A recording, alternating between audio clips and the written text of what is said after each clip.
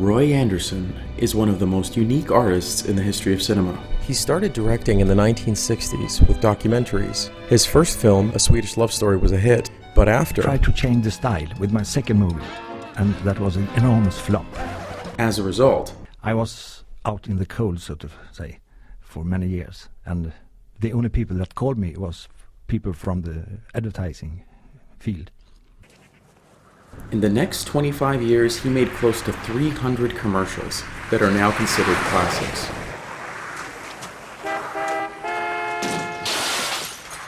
He was then able to finance his own production company, Studio 24. Vittorio De Sica's Bicycle Thieves was an early inspiration for Roy. De Sica used non-professional actors. He was looking for a silhouette, a face, a way of walking. Det är alltid svårt att hitta en bra skådespelare. Det tar många år faktiskt innan man hittar de här pärlorna. Det är långt emellan. Generell lösning på att få skådespelare, amatörer att spela bra, annat än att man till varje medel ska få fram deras egen autenticitet. Andersson looks for authenticity through an extraordinary number of takes. Vi har tagit nästan 80 tagningar. Och jag tror nog att det är 10 stycken där som är ganska bra.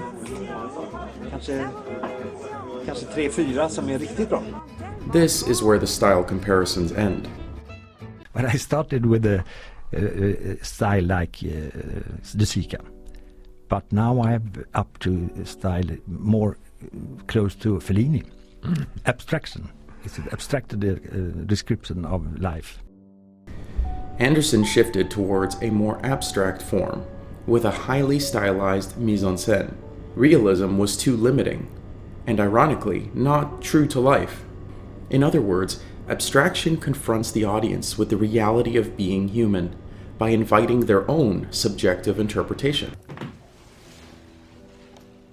Instead of scripts, Andersson begins with sketches.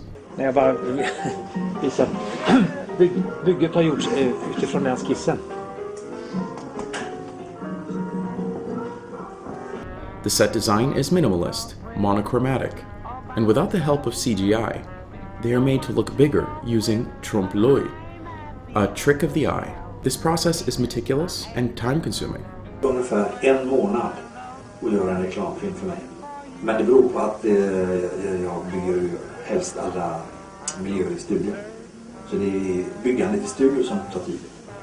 For Andersson, it is important that the expression has precision, and that's a sign of good art. If you have that feeling, that kind of expression has precision.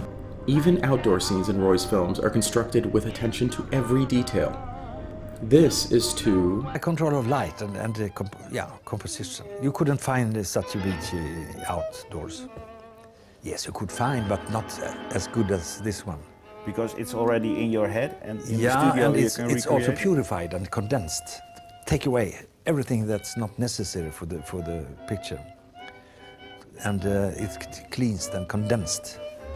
And this scene on the beach is a condensed situation from beaches. And I'm very happy with that scene. Instead of renting a subway station at a fraction of the cost, he invested 2 months to create this scene, from conception to rehearsals to the shooting and the final product. Som är riktigt, sant, ska se ut falskt. Och den som är falsk ska se ut sant. The white makeup universalizes the characters so that they, like the circus clown, symbolize humanity in general. Roy is most inspired by the poet Cesar Vallejo, who said, "A person's life is revealed in its entirety in a single one of her actions. If you know the one action, you know the truth about their life." Most of the tableaux feature mundane, everyday events that do not hint at having any importance for the plot.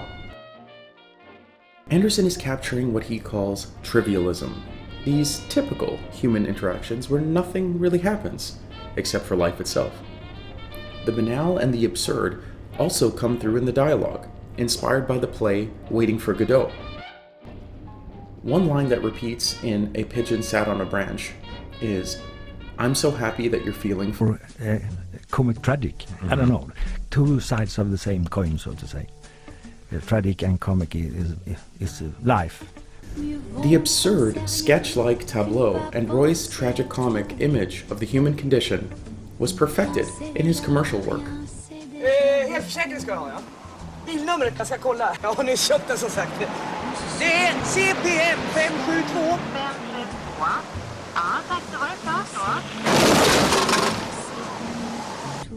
His films go further than the categories of comedy or tragedy by combining your laughter with horror.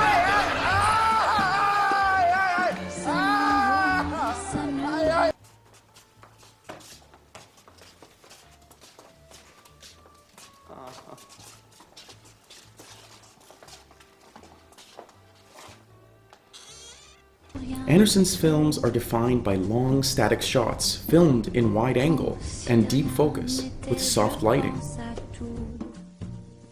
One of the most original features of Roy's films is his use of direct address, where the characters look directly into the camera. Andersson wants to create a distance between you and his characters while also encouraging empathy. He does not use close-ups or camera movement. Close-ups remove a person from their context, and Roy is interested in critiquing modern society. You should not point out for the spectator on the nose what's important in the picture. He should find that himself. He uses One shot, most of the time, wide shots, and within these wide shots you have to discover. Andersson calls his tableau aesthetic the complex image, which is crafted to emulate the stillness of paintings and photographs. The long take gives you the time to contemplate the image like a painting. But what is he asking you to think about? Mostly, Roy raises questions about the hardest parts of modern life, our insecurity, boredom, and alienation. In this airport scene where businessmen are trying to flee the country, they have so much baggage they can hardly move. They are literally and metaphorically weighed down by capitalism. A man dies of a heart attack, but the question they face is, what do we do with the food he just bought? This is the tragicomedy of living in a dehumanizing bureaucracy. Despite the wide range of themes in Roy's work, he ultimately